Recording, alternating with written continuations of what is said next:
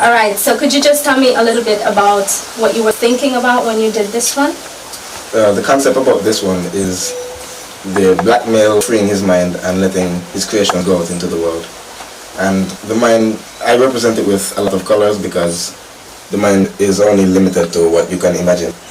And the motion of it going out to the world is going from left to right, and you can see the clouds in the background and showing that this is where my mind is going.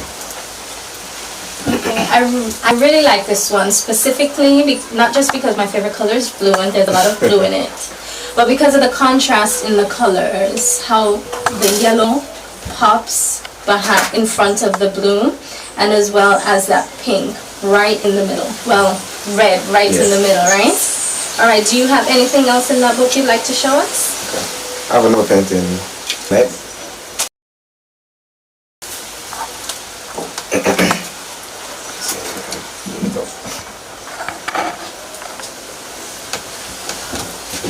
I love this one. Look at the colors right here. Look at the blue. Tell me a little bit about this one. I love it so much. It's so nice.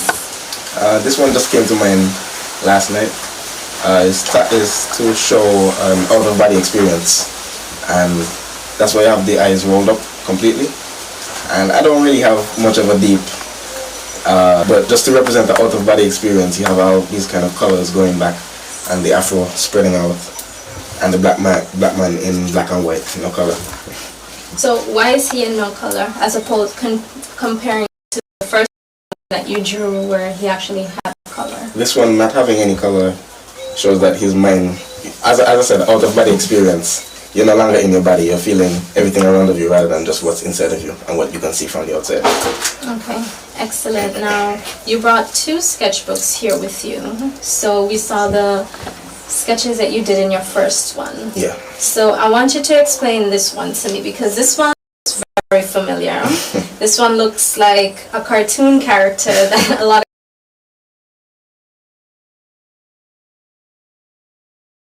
concept I'm thinking of right now, where I take my old childhood cartoons that I used to watch, artists that I follow, that I love, Jean Basquiat, he's a French artist, and expressionist style with all these kind of crazy colors going on and a very active background, and I wanted to reimagine the cartoon characters in this style. I think that this is the best that Squidward has looked. The most colorful and the most happiest, even though he's looking like Squidward. Yeah. He still looks really good. Alright, so I'm excited and anxious because you have some more to show us in this one, right? Here you go.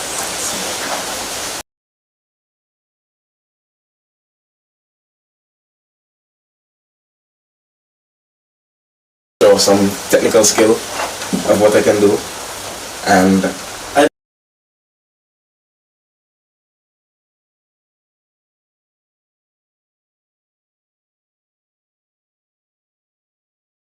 water, so that's where the inspiration came from, and that's why I wanted to paint the ocean and just show, like, to be able to know that I could do this. Nice. So, alright, so you do two types. You draw in two different ways. So you do the traditional way and you do the digital way, right? So the techniques behind the digital is more you use paint brushes, and you have to sketch it.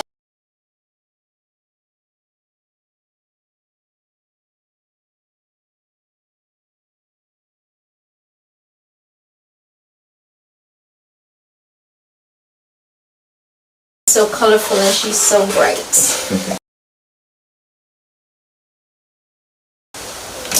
So what's going on in this one? This one I was exploring the different religions, different Afrocentric religions in the Caribbean, and this one I was specifically looking at Voodooism.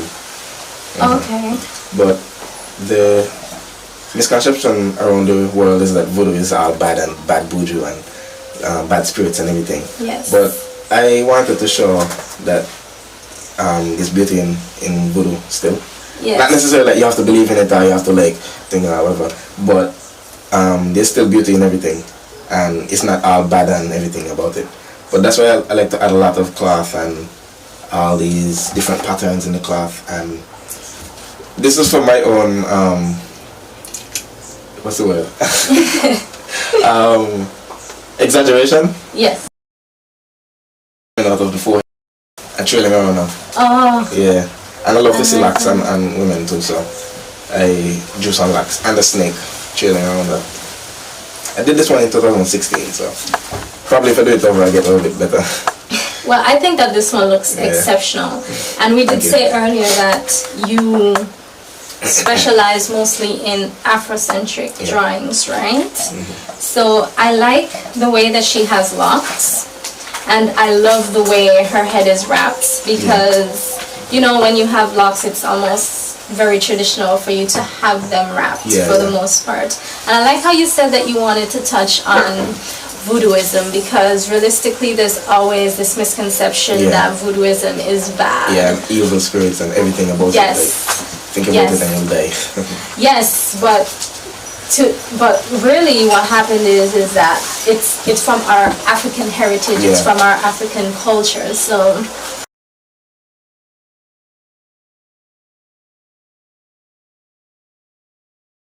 favorite. All right, so let's see which one we should go with next. I kind of like this one because this one's very trippy. I love this as well. So tell me about this one. This one, the inspiration from this is from a lucid dream I had. You know, if when you're falling. Yes. Yeah. It's basically the explanation, but how crazy your mind could get. You could be falling from one section to a different. You could fall from the universe straight into the sky or into the earth and not know if you could control it or if whatever will happen to you. But I love this one. I love this one too. I think it's something. It's one of my favorite concepts actually. Yeah. I think it's something that everybody probably experienced at some point in time. This will wake you up out of bed. Yeah, falling. Oh boy. Alright, let's look at this one because this is a recent one that you did, right? Just finished this 2 nights ago actually. Okay. This one I got inspiration from my cousin. I saw a picture of her and I haven't seen her in a lot of years. And the outfit what she had on it just dropped. I don't know what happened, but the background is supposed to show that she's at the beach, but in a very abstract and expressionist way. Yeah. Where he has a lot of lines. Sorry. And the clouds trailing around her. You can see that the clouds have a different directions. Like you could see one way is going in this direction and changing and so. And in the middle, the sunset sky is changing. I didn't have a deep thought about it, but I just love how it come out. So, and also I love to put afros. That's my favorite thing. Well, they're very beautiful, so why not have them? So, question, when did you realize that when you were going to draw your cousin, you know that she was going to look like this? Because this looks more of an animation as opposed to this one, you know what I mean? Yeah, like this one looks a little bit more painterly type of. This kind of cartoonish style, but just the way how it come out, like you know that it's gonna come out like this. That's why I continued it. But I love it. I don't. My favorite style is like more like this and this one, where it has a little bit more of a traditional look. You know, like it doesn't have. You could tell this was made in a computer. Look at the shadows. Yeah. Like. You see a sharp. Yeah, you wouldn't get that in real life. Yeah, like the shadows sick. Yeah. I love it, and it puts on like halftone, you know, in comic books. Yes. Yeah, halftones around the thing. Yeah, because that's really what it looks like. Yeah. Okay, so in the previous video we went through your way of painting, right? So I want you to just tell me a little bit of what you do to go to the digital photos, to go to the digital pictures. The digital stuff, I use an app called Autodesk Sketchbook, and what I use is a drawing pad. So use a digital pen and you plug it into the computer and you can draw like pen and paper. But it's different things. You have in the apps you can choose different tools like a pencil this because, you know.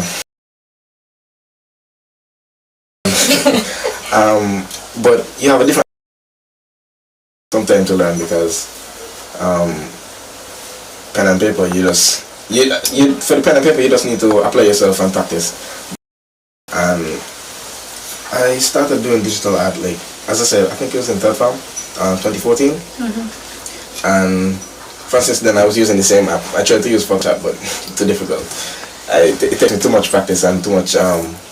You need to put on a year and study that straight through. Yeah. But the app, what I was doing, I learned it for a couple of years, and that's how I got so good at it. Good. Well, that's how Photoshop works till you do it. You give it a couple years. Photoshop. Found Sketchpad. Oh yeah. You loved it, and you were just like, "This is it. I'm not gonna try anything else." Yeah. After I found Sketchpad, I was like, "Okay, I'm done Photoshop. Photoshop is too much." Yeah, especially when you can find something that's a little bit easier. Because if you're not familiar with Photoshop, it's not really user friendly. Yes. You look at it and it's kind of confusing and jarring.